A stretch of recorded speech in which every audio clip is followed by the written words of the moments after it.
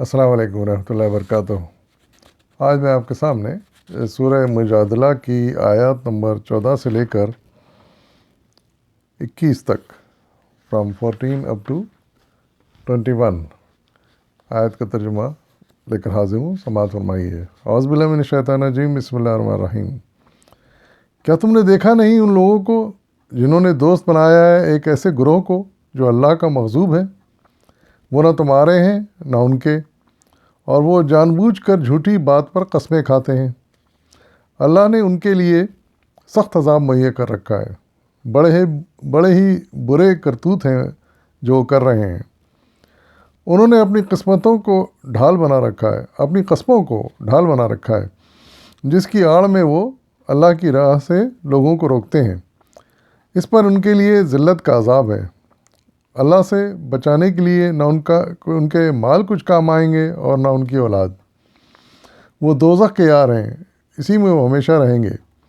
جس روز اللہ ان سب کو اٹھائے گا وہ اس کے سامنے بھی اسی طرح قسمیں کھائیں گے جس طرح تمہارے سامنے کھاتے ہیں، اور اپنے نزدیک یہ سمجھیں گے کہ اس سے ان کا کچھ کام بن جائے گا۔ خوب جان لو وہ پرلے درجے کے جھوٹے ہیں۔ شیطان ان پر مسلط ہو چکا ہے، اور اس نے خدا کی یاد ان کے دل سے بھلا دی ہے۔ وہ شیطان کے پارٹی کے لوگ ہیں، خبردار رہو، شیطان کی پارٹی والے ہی خسارے میں رہنے والے ہیں۔ یقیناً ذلیل ترین مخلوقات میں سے وہ ہیں جو اللہ اور اس کے رسول کا مقابلہ کرتے ہیں۔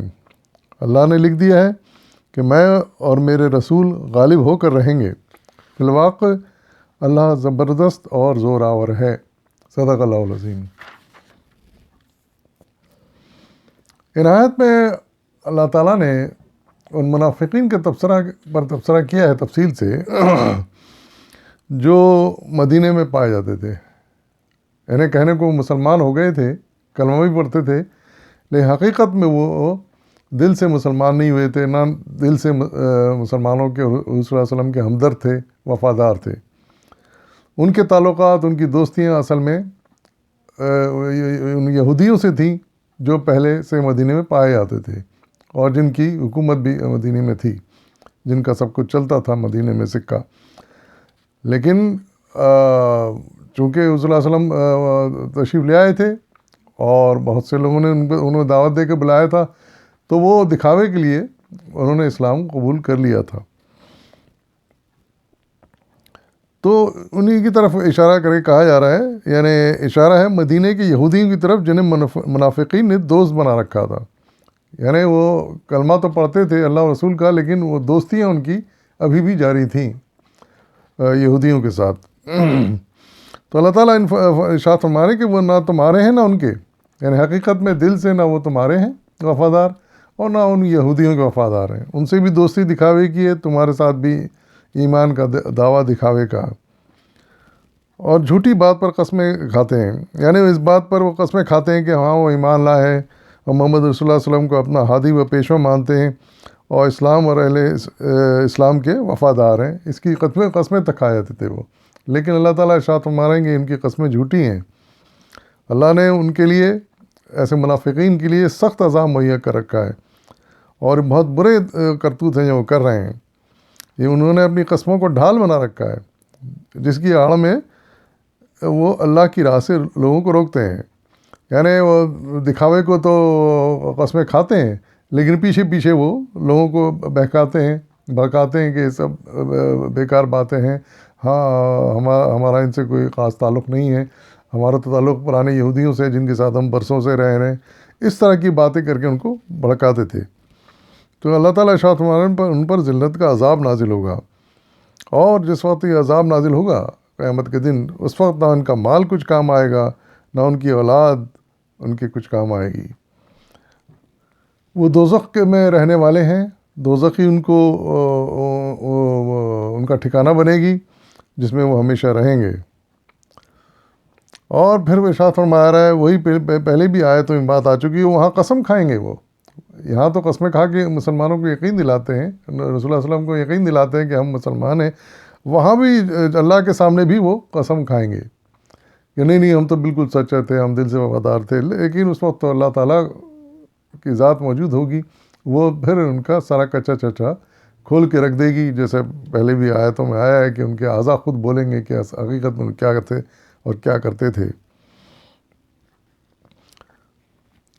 تو ارشاد فرمایا جا رہا ہے کہ شیطان ان پر مسلط ہو چکا ہے، یعنی شیطان نے ان کو گھیر رکھا ہے، وسوسوں میں ڈال رکھا ہے، اسی لیے وہ دل سے راغب نہیں ہوتے، دل سے اسلام نہیں لاتے اور سچے وفادار نہیں بنتے اللہ رسول کے، اور وہ بھول گئے ہیں کہ خدا بھی کوئی چیز ہے، آخرت بھی کوئی چیز ہے، وہ دنیا کے فائدے دیکھ رہے ہوں۔ اور پھر ایک بڑی اچھی بات کہی کہ وہ شیطان کی پارٹی کے لوگ ہیں، حزب الشیطان ہیں وہ، حزب الشیطان سے مراد اللہ کی پارٹی کے لوگ، اللہ کے شیطان کے پارٹی کے لوگ، شیطان کے وفادار لوگ ہیں وہ شیطان کے طرفدار ہیں، ان کا تو کوئی تعلق اسلام سے اور مسلمانوں سے یا اللہ سے اور اس کے نبی سے نہیں ہے۔ اور پھر ارشاد فرمایا جا رہا ہے کہ خبردار رہو، یہی لوگ شیطان کی پارٹی کے لوگ ہی خسارے میں رہنے والے ہیں، نقصان اصل جو ہوگا وہ انہی کا ہوگا، مسلمانوں کا کچھ نہیں جائے گا، وقتی طور پر شاید تھوڑی تکلیفیں آئیں، لیکن آخر کار نقصان جو ہے نا انہی کا ہوگا، اور یہی پھر آخر میں نقصان اٹھانے والے ہوں گے اور جہنم میں جانے والے ہوں گے۔ اور ان کو ذلیل ترین مخلوقات میں کہا گیا ہے ایسے منافقین کو کہ جو اللہ رسول کے ساتھ وفاداری نہیں کرتے اور بلکہ ان کے مقابلے میں آتے ہیں، ان کا مقابلہ کرتے ہیں، یعنی ان کے دیکھیے آپ کہ ان کے کفر کی انتہا کہ وہ اللہ اور اس کے رسول کے مقابلے پر آتے ہیں،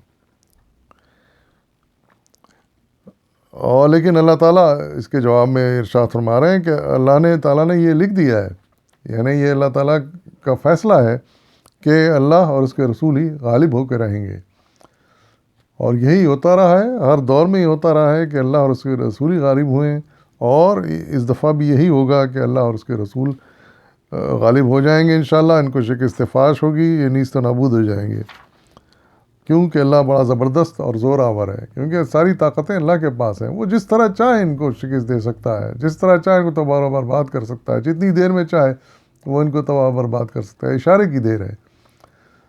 تو آخر میں رہ جانے والے تو پھر اللہ اور اس کے رسول ہی ہیں، اور یہی ہوا، ہم تاریخ گواہ ہے کہ پھر ان کی لاکھ مخالفتوں، لاکھ سازشوں، لاکھ منافق کرداروں کے باوجود بھی اللہ اور اس کے رسول کو فتح ہوئی، اور پورا جزیرۃ العرب مسلمانوں کے قبضے میں آ گیا، حضور صلی اللہ علیہ وسلم جس کے سربراہ بنے، اور پھر انہوں نے ایک بہترین نظام نافذ کر دیا جزیرۃ العرب میں، جو آج بھی دنیا کے لیے ایک مثال ہے۔ وآخر دعوانا والحمد للہ رب العالمین۔